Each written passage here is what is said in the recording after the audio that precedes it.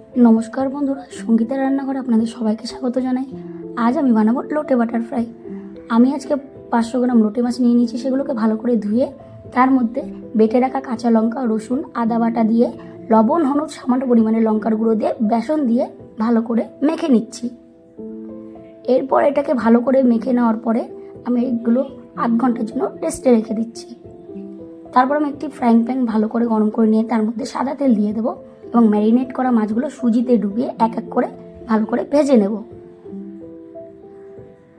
দেখে নিচ্ছ তোমরা কেমন করে আমি ভেজে নিচ্ছি এগুলোকে এক এক করে ডুবিয়ে সুজিতে।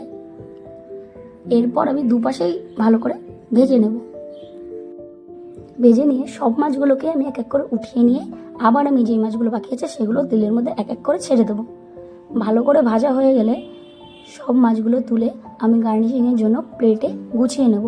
আর তার সাথে দুটো লঙ্কাও ভেজে নিয়েছি। এরপর আমি কাসন্দ, লেবু দিয়ে সার্ভ করে নেব। এবার তৈরি হয়ে গেল লোটে বাটার ফ্রাই।